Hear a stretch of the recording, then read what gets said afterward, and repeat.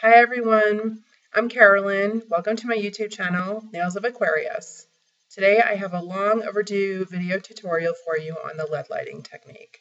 So let me get that started for you right away and I'll catch up with you after. Enjoy!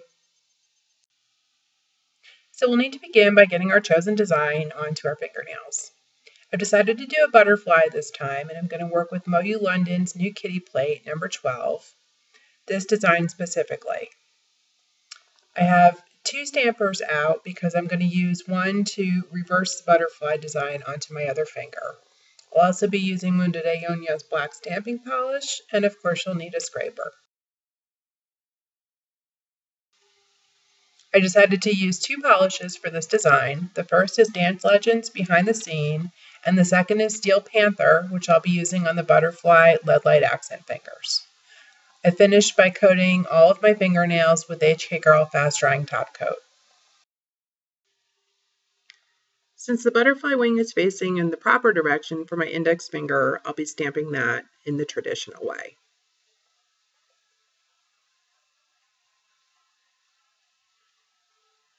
Once that's completed, I'm going to clean off the design, start the process again, pick it up on one stamper, and transfer it to another stamper before ultimately stamping it onto my finger reversed.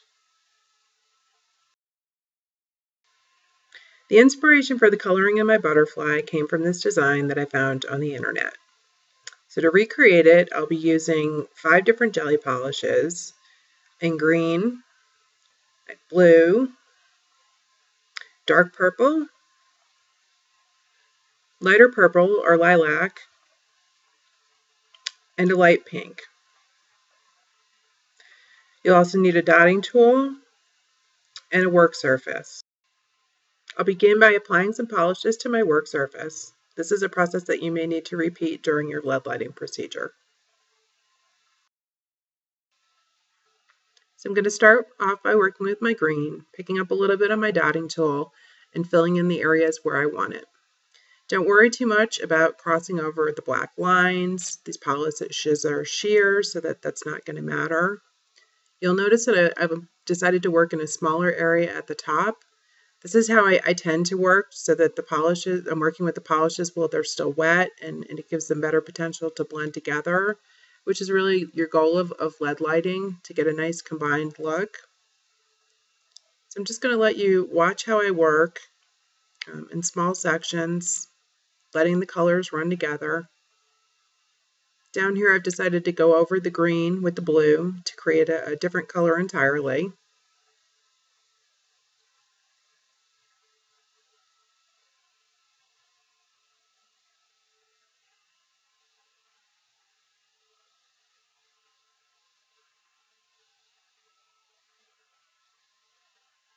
So again, don't worry too much about going over the black lines. Like I said, the only lines you really need to stay within are the outside lines of your design.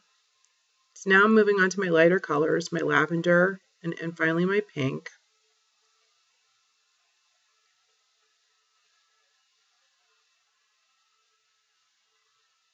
And as you look at these polishes, you'll see that they don't look too sheer and you can't see the lines very clearly. So I wanted you to know that they're going to look different as they dry down. They're going to blend together more and they're going to become more sheer, and you'll see that in the final pictures. As I watched the butterfly design dry, I decided that Dance Legend Poison would set it off much better than the berry color I had been wearing previously. Here's a look at the final design once the polish has dried.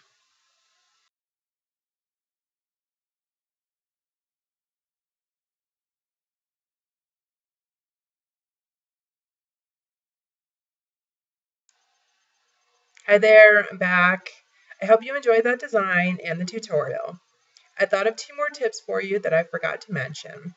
The first one is that you want to choose a more open design when you're lead lighting so that you'll have more space to fill in with color.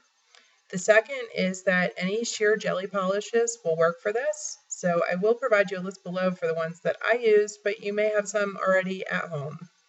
So I hope you enjoyed my video, and you'll click the like button below, and you'll also consider subscribing to my channel. Thanks for watching. I'll see you soon.